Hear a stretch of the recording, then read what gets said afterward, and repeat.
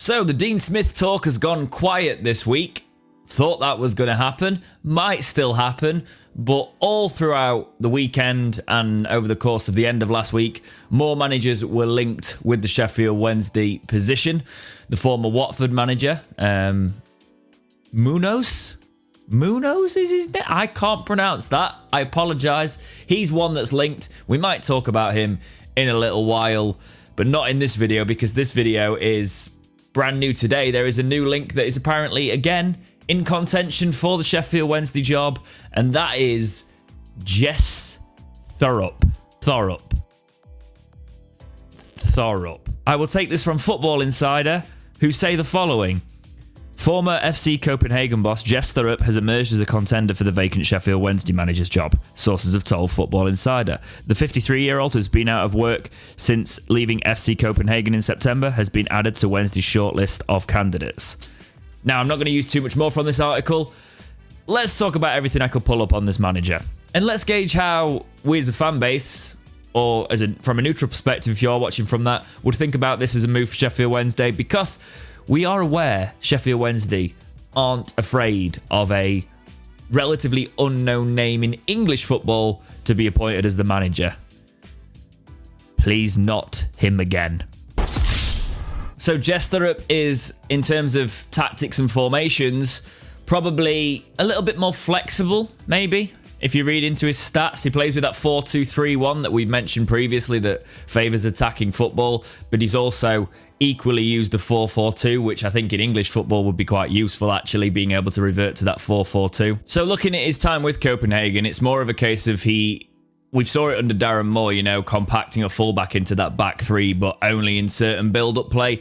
He tends to do that, apparently, bringing a fullback into the back to form like a back three, patiently building up the play, dragging people out of possession and looking to exploit the wide areas. Now, Wednesday need to sign some actual wingers. Would we play Wilks in that system as a winger rather than a striker? I know a lot of people said like Wilks as an attacking midfielder under Dean Smith could have been ideal. Would this also potentially be an ideal for someone like Malik Wilks in an attacking midfield position, maybe? Copenhagen under him played a compact defence and they scored a lot of goals. They were amongst the top goal scorers in the division under him. So when we're talking about Chansiri wanting attacking style managers, you can see why this one might be one that they're interviewing currently, if rumours are to be believed. Looking at his managerial career, it started in 2011. He started at Esbjerg. He actually managed the Danish international team for under-20s and under-21s level for a couple of years. He went to a team for 3 years that I'm not going to attempt to pronounce, but I've heard it pronounced,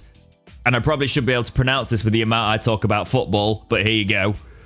Midtjylland. And then again, pronunciation, Gent and Genk, respectively, after each other. He's managed them. And then obviously Copenhagen. I'll talk about his most recent time at Copenhagen. He finished third in the league in his first season there a couple of years ago. Also had that side in the first ever iteration of the UEFA Conference League. That year, Roma won it. His second season is why we might be slightly excited, though.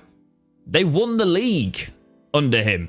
So we talk about managers that are more unknown. That's because we possibly don't, I'm not generalising here, but let's talk. A lot of English football fans, there's a focus on the English leagues and, we don't always pay attention to further afield.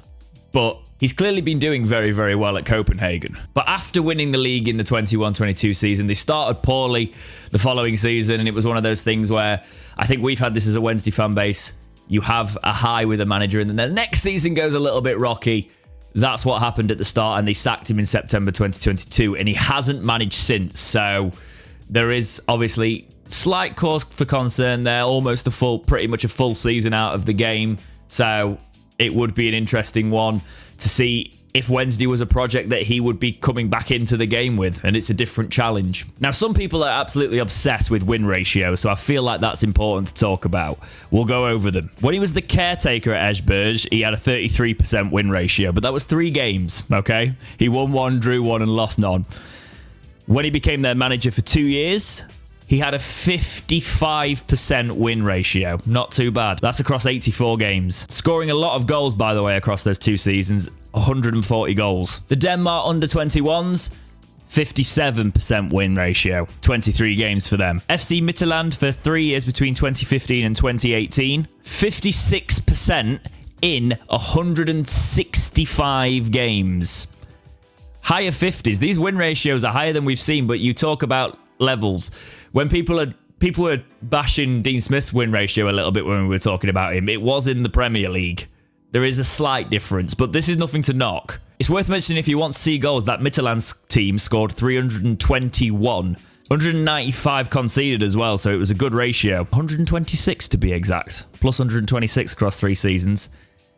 You'd be watching all right football, wouldn't you?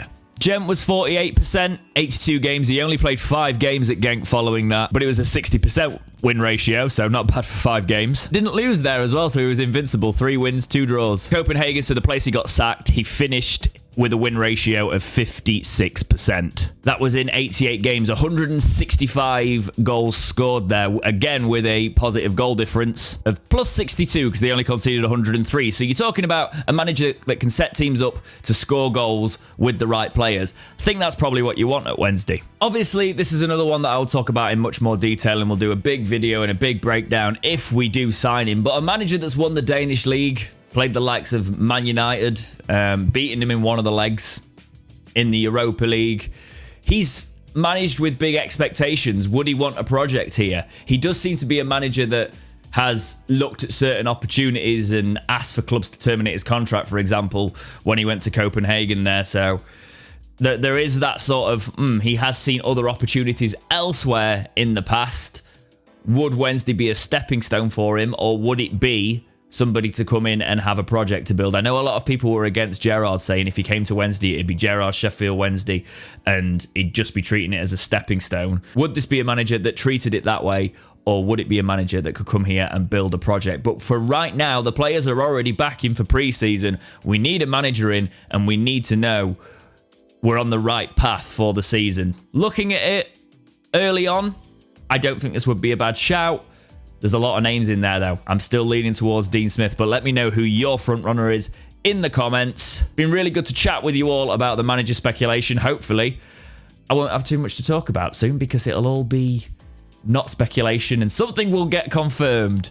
Please. But for now, guys, as always, thank you so much for watching. Please like, subscribe, do all those things, and keep watching right here on Dexterity Box.